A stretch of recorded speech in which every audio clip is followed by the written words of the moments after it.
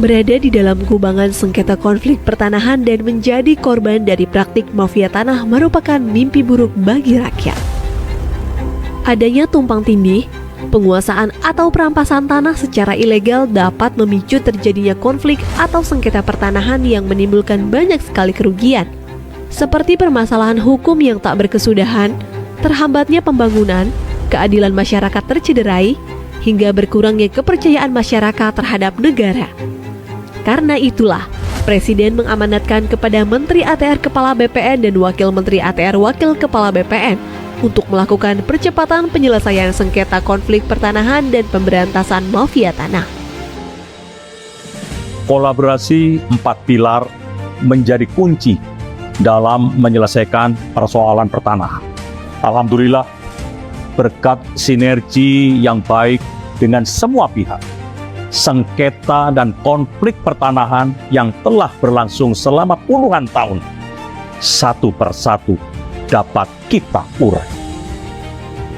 Seperti masalah suku anak dalam, SAD 113 di Provinsi Jambi yang berkonflik dengan sebuah perusahaan selama 35 tahun lamanya. Akhirnya kita dapat memberi kepastian hukum. Permasalahan tanah ex-HGU di Kabupaten Minahasa Selatan dan di Kabupaten Pemalang. Penyelesaian konflik ini masuk dalam lokasi prioritas reforma agraria dan telah diselesaikan melalui redistribusi tanah. Penyelesaian konflik pertanahan di Desa Tambak Sari, Kabupaten Pasuruan, yang juga sudah berlangsung selama hampir 100 tahun, dan sudah diserahkan sertifikatnya. Selesai semuanya. Di Makassar, kita juga telah menyelesaikan dan diserahkan sertifikat komplek hunian dosen Universitas Hasanuddin yang tidak mendapatkan kepastian hukum atas bidang tanahnya selama 40 tahun. Begitupun konflik pertanahan di kawasan Wonorejo, Kabupaten Blora, Jawa Tengah. Juga telah diserahkan sertifikatnya oleh Bapak Presiden, di mana masyarakat telah menempati areal tersebut sejak zaman penjajahan Jepang. Diselesaikan dengan memberikan HGB kepada seluruh masyarakat di atas HPL. Success story ini dapat menjadi percontohan bagi penyelesaian persoalan pertanahan yang terkait dengan aset-aset negara. Juga termasuk penyelesaian tanah transmigrasi, seperti penyelesaian permasalahan eks-tanah transmigrasi di Kabupaten Tanah Laut, Kalimantan Selatan. Skema yang digunakan melalui fasilitas bagi masyarakat yang secara existing sudah menguasai lahan ekstransmigrasi untuk melakukan gugatan secara perdata dan disidangkan secara in absentia. Kedepan skema ini menjadi percontohan dalam penyelesaian permasalahan tanah transmigrasi lainnya yang sudah berlangsung puluhan tahun. Dan disampaikan oleh Pak Menteri, selain mengedepankan kerjasama dengan 4 pilar untuk penyelesaian sengketa konflik pertanahan, kami juga melakukan koordinasi dan kolaborasi dengan sejumlah civil society organizations, akademisi, dan masyarakat terkait dalam menyelesaikan persoalan pertanahan. Kami juga pastikan melalui program reforma agraria, negara hadir untuk mengurai dan menyelesaikan konflik pertanahan di tengah-tengah masyarakat. Benang kusut pemberantasan mafia tanah dalam 1 tahun terakhir sudah mulai terurai.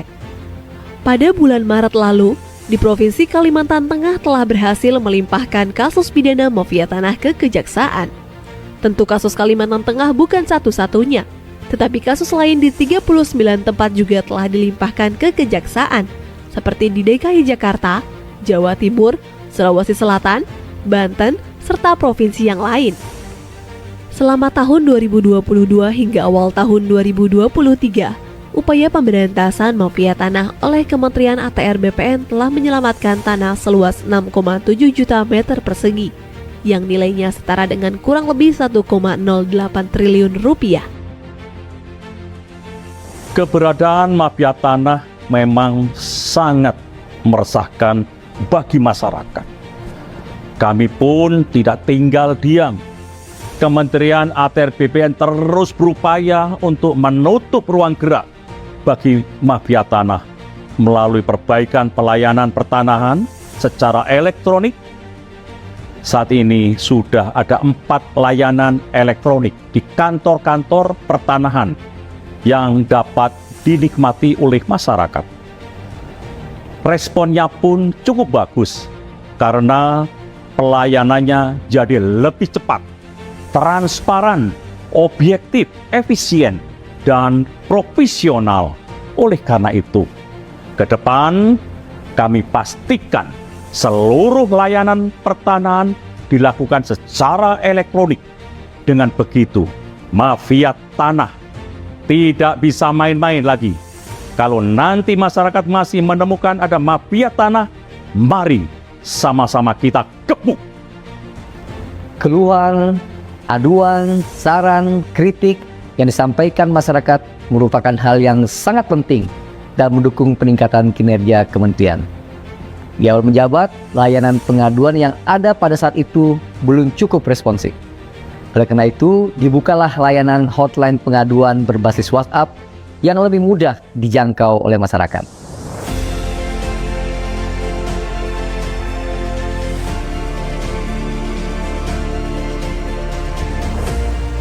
Sejak diluncurkan pada Juli 2022 hingga Juni 2023, terbukti hotline pengaduan ini telah menyelesaikan 98,9% dari total 74.564 pengaduan. Saat ini, hotline pengaduan telah terintegrasi dengan 33 kantor wilayah BPN di seluruh Indonesia. Kedepannya, layanan ini akan terintegrasi dengan kantor pertanahan di seluruh Indonesia pada tahun 2024. Kementerian ATR BPN juga telah menerima pengaduan kasus pertanahan baik sengketa, konflik, dan perkara yang diadukan oleh berbagai elemen, baik masyarakat, kelompok masyarakat, badan hukum, instansi pemerintah, pemerintah daerah, dan BUMN/BUMD, baik terhadap objek yang berbeda maupun objek yang sama. Kami pun terus berupaya melakukan penyelesaian kasus pertanahan, mulai dari mediasi, administrasi, hingga melalui skema pengadilan untuk mendapat win-win solution antar berbagai pihak.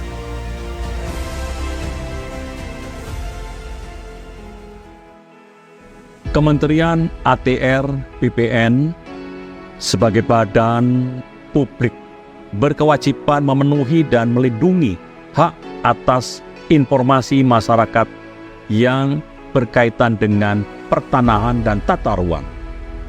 Memiliki komitmen untuk memberikan informasi yang transparan, tepat, akurat, cepat, dan mudah diakses oleh masyarakat, serta sejalan dengan nilai-nilai Kementerian ATR BPN, yaitu melayani, profesional, dan terpercaya.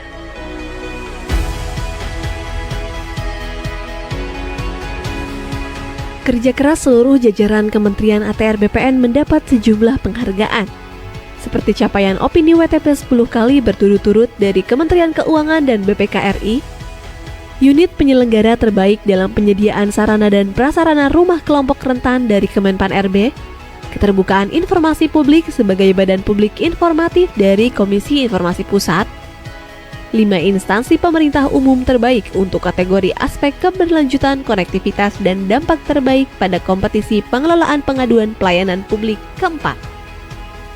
Dari segi penggunaan tanda tangan elektronik, berdasarkan penilaian dari Badan Cyber dan Sandi Negara atau BSSN, Kementerian ATR BPN merupakan kementerian kedua dengan jumlah tanda tangan elektronik terbanyak tahun 2022. Tanda tangan elektronik bukan hanya memudahkan dan mendukung efisiensi, tapi juga menghadirkan kepastian hukum yang setara dengan tanda tangan basah. Upaya peningkatan kualitas pelayanan publik yang dilakukan oleh Kementerian ATR BPN juga mendapat apresiasi dari Kemenpan RB yang menyatakan bahwa sistem pemerintahan berbasis elektronik Kementerian ATR BPN berpredikat sangat baik dengan nilai 3,55. 1 tahun bekerja untuk rakyat, untuk Indonesia.